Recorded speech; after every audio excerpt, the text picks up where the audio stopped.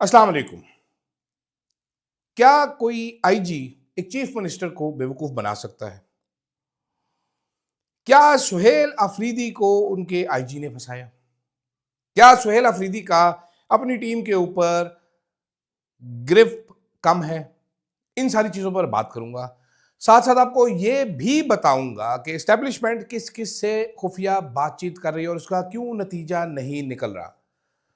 साथ साथ आपको ये भी समझाऊंगा जनाब आला कि रेडियो पाकिस्तान ने जो वकील कर रखा है, ठीक है, वो वकील कम और लतीफ़ा ज़्यादा है, वो कैसे, वो मैं आपको समझाऊंगा।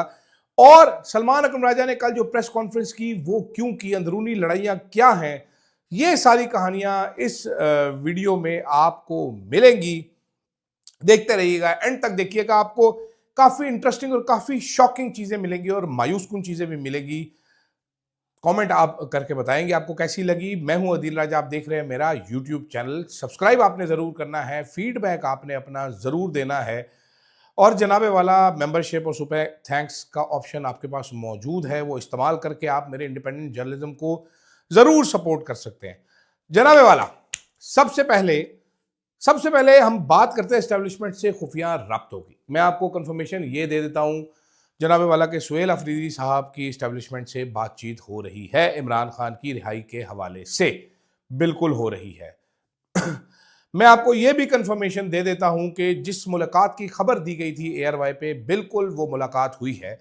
साथ साथ मैं आपको यह भी बता देता हूं कि यह मुलाकात किसी फौजी एस्टेब्लिशमेंट, किसी बावर्दी शख्स से नहीं हुई थी, बल्कि एक हुकूमती ओहदेदार से हुई थी। राना सनाउल्लाह साहब ने बिल्कुल ये दावा किया है कि किसी हुकूमती ओहदेदार से मुलाकात नहीं हुई, लेकिन जिनसे मुलाकात हुई है वो राना साहब से बड़े हैं, क्या कह सकते हैं जनाब। अब ये तकरीबन कंफर्मेशन मेरे पास आ चुकी है कि एक साहब हैं जिनके पास बहुत ढेर सारे ओहदे हैं, हॉकी का भी ओहदा वो लेना चाहते हैं, उनकी मुलाकात हुई है अलीमा खान साहब से और सुहेल अफरीदी साहब से। जो बताया गया है उसका मुझे नहीं मालूम कि क्या यही बात हुई, अभी तक मैं ये कंफर्मेशन नहीं हासिल कर सका, लेकिन अब खबरें ये आ रही हैं कि ये मुलाकात हुई है।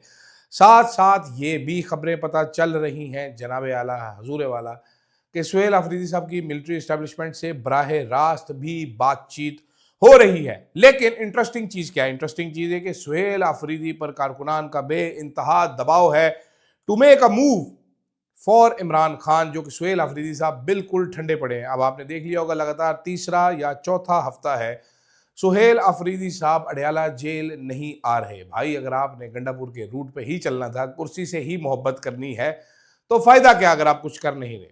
बातें सुहेल अफरीदी साहब भी बड़ी जज्बाती करते हैं, बड़ी गुस्सेनाक किस्म की बातें करते हैं, लेकिन कोई एक्शन नजर नहीं आ रहा। दूसरी तरफ ये भी आपको बता दूं कि तहरीक इंसाफ के अंदर खौफनाक लड़ाइयां चल रही हैं इस टाइम पे।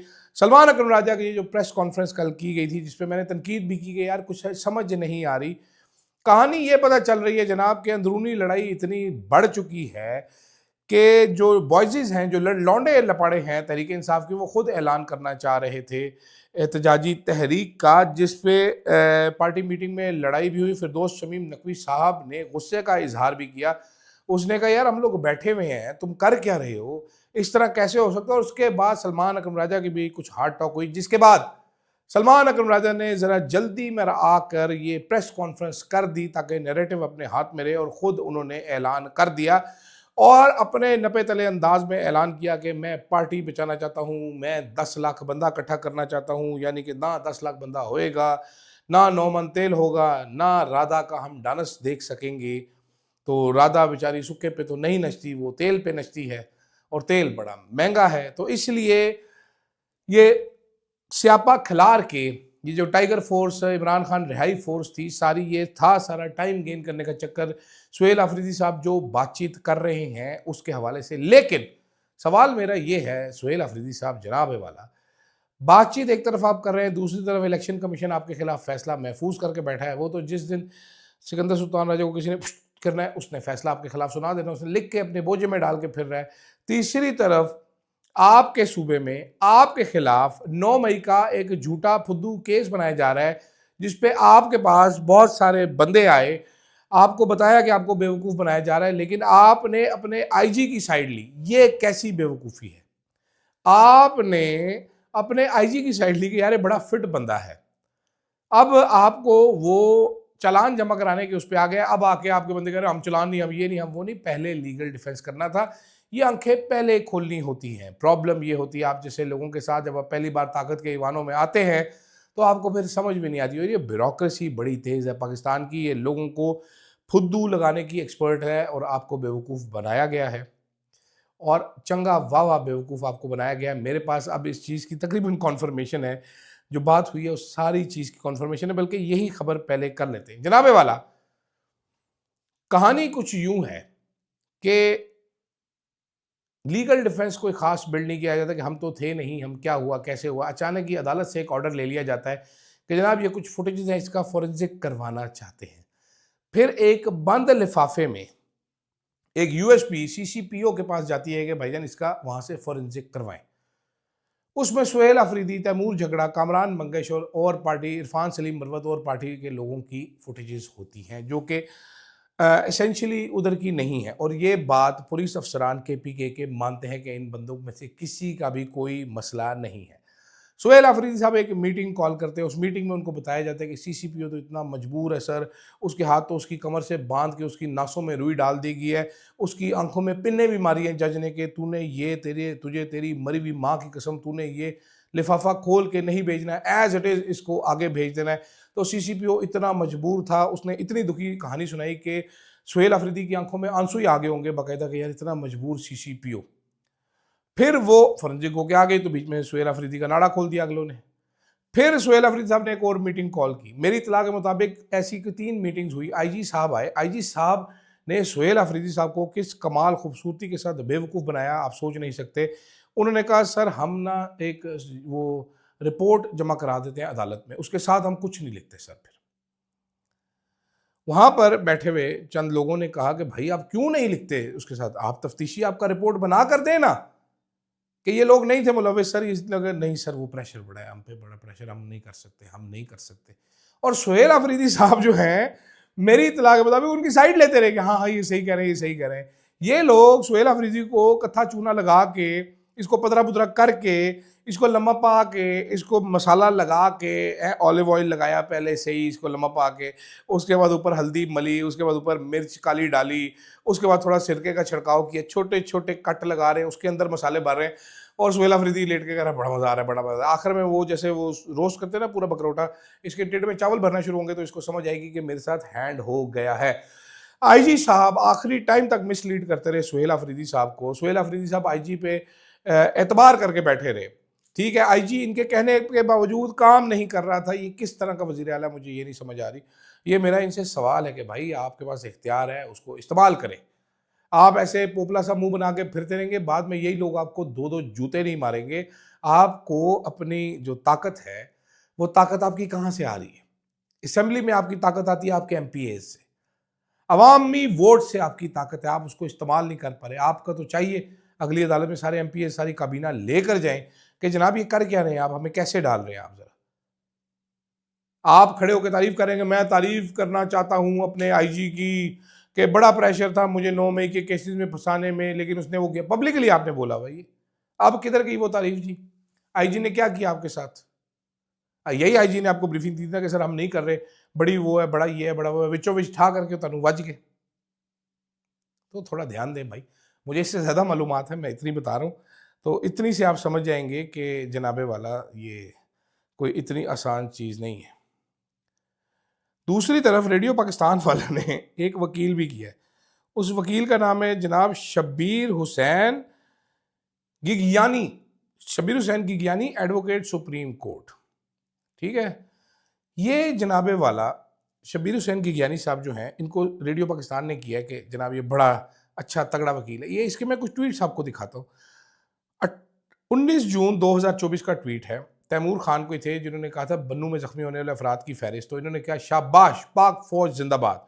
दहशतगर्दों में 5 साल, 7 साल, 11 साल और 12 साल के बच्चे भी शामिल थे। हमारी फौज अपने ही अवाम पर अपने सर्वाइवल के लिए लड़ रही, बहुत बेचारे। ये गिगयानी साहब, ये रेडियो पाकिस्तान के वकील हैं। रेडियो पाकिस्तान एक वफाकी इदारा है, उन्होंने ये वकील किया। दूसरा इनका ट्वीट है जनाब उसी दिन का, दो दहशतगर्द डायरेक्ट गोली का निशाना बनाने पर पाक फौज को सलाम और छोटे बच्चों की वीडियो डाली है, ये गज्ञानी साहब ने। मैं यहाँ से आपको दिखाऊंगा, जल्दी एडिट में बड़ा टाइम लग जाता है। ठीक है, अच्छा एक और ट्वीट इनका निकालते हैं, ये है 27 जुलाई 2025 का। शाहिद अफरीदी के जवाब में इन्होंने कहा है कि लानत हो तुम पर कि अब पाक फौज को शरपसंद अनासिर कह रहे हो। ये क्या हो गया कि हुकूमत ने खवारिज का और टाउट ने शरपसंद अनासिर। ये वो बन्नू अटैक की वीडियो इन्होंने, या कोई अटैक की वीडियो इन्होंने डाली हुई है जहाँ पर फौजियों ने कोई इनके साथ इस तरह का वाक़या हुआ था। ठीक है, ये गज्ञानी साहब जो है ना जनाब, ये आर्टिकल भी लिखते रहे हैं, ठीक है, और ये वो ट्वीट भी करते रहे आर्टिकल कि इमरान खान जो है उसने किस तरह वो फ़ौज के साथ आया था और वो अब फारिग हो गया है। इस तरह के आर्टिकल भी डालते रहे हैं। बल्कि ना सिर्फ ये देखें जी, एक कैपिटल पुलिस ने 28 अगस्त 2025 को एक ट्वीट किया था कि जनाब हमने पाक फ़ौज के अपना टारगेटेड सर्च ऑपरेशन किया। तो शब्बीर गज्ञानी ने पेशावर के सीसीपीओ को मुखातिब करके था, लोकल पुलिस के सर्च ऑपरेशन सर आंखों पर, ये बताओ कि कौन से कानून के तहत हमारी फौज को जहमत दी। पख्तून कौम के साथ पीटीआई केपी ऑफिशियल की मेहरबानी में action in aid of civil power की वजह से जम कबायली इलाकों में फौजी कार्रवाई का जवाब है, मगर सेटल्ड एरिया में क्यों? इनकी हर पुरानी, जब तक इनको सरकारी काम नहीं मिला था, इनकी हर पुरानी पोस्ट जो है वो फौज के खिलाफ है। एक है 25 जुलाई 2025 की पोस्ट, तालिबान के रूप में फौज के रूप में तालिबान, असली और नकली फौज, वर्दी वाले फौजी लड़ाओ, गुड और बैड तालिबान ख़त्म करो, पख्तून और तालिबान हुकूमत को मत लड़ाओ। वज़ीर आला कभी कभी ऐसा धमाका करते थे कि अपनी सारी गलतियों को माफ़ करवा दे। शुक्रिया अली मीन गंडापुर। ये देखिए, ये अली मीन गंडापुर साहब ने जब कहा था कि जनाब वो आते हो कहते हमारे बंदे हैं। ठीक है, फिर ये जनाब ची गवेरा को वो ट्वीट कर रहे हैं, आइन सिर्फ आज़ाद खुद मुख्तार कौमों के लिए होता है, गुलामों के लिए बंदूक फौज और मजहब होते हैं। ची गवेरा, ये गज्ञानी साहब, वेरी नाइस, आई लाइक गज्ञानी।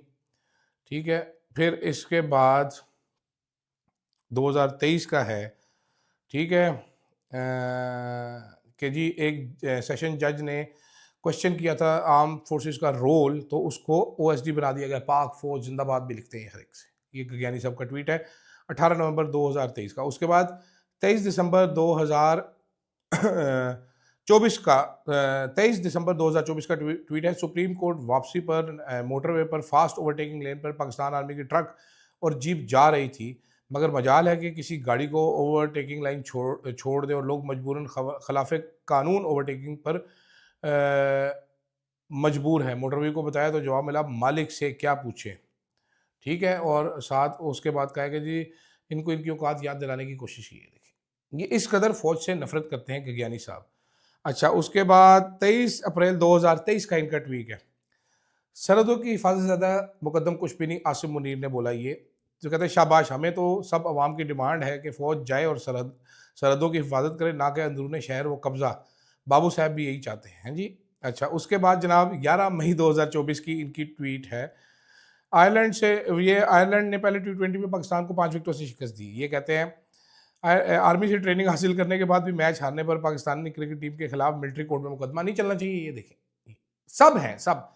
अच्छा, उसके बाद जनाब ये आर्मी एक्ट के खिलाफ भी बातें करते रहे, 9 मई के खिलाफ भी बातें करते रहे। इन्होंने लिखा है कि जी under section 549 3 only those accused person can be handed over to army officer if he is in subject to army. फिर उसके बाद क्या उसका नाम है, एक सलीम अफरीदी ने कोई ट्वीट किया था कि 150 किलो चर्च समेत आर्मी अफसर को पकड़ लिया पेशावर पुलिस ने। और 9 अगस्त 2024 को शब्बीर हुसैन गज्ञानी साहब ट्वीट करते हैं, कसम खुदा की 10 साल पहले मुझे एक मुलजिम ने बताया था कि कारोबार ख़राब है क्योंकि पाक फौज के ऑफिसर्स हमसे कम रेट पर वर्दी में माल स्मगल कर रहे हैं। प्लीज़ इसका चेहरा मुबारक दिखाओ हमको, ये देख लीजिए आप, हम इनका चेहरा दिखा रहे हैं। अच्छा, उसके बाद वज़ीर आज़म ने इंसदाद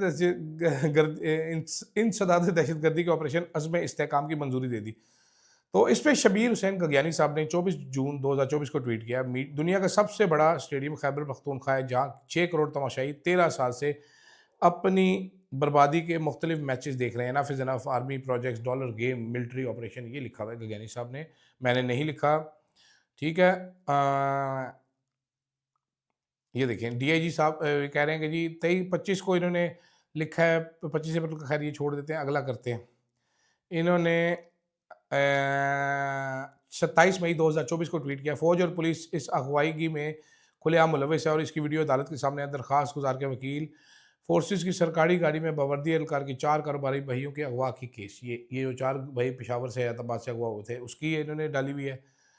उसके बाद जनाब 19 जुलाई 2024 में बन्नू पे एहतजाजी मुजाहिरीन पर फौज की डायरेक्ट फायरिंग खबर लगी हुई है। पीटीएम ने ट्वीट की हुई है, उन्होंने कहा क्या ये जमहूरी मुल्क है, क्या ये आइनी मुल्क है, ये मुल्क कब तक फौज की गुलामी सहता रहेगा। ये गगयानी साहब ने ट्वीट किया हुआ है जनाब 19 जुलाई 2024 को। और उसके बाद देख लें जनाबे वाला ये एएनपी के हक में बोलते हैं, अली वजीर के हक में भी ट्वीटें करते रहे हैं, ठीक है।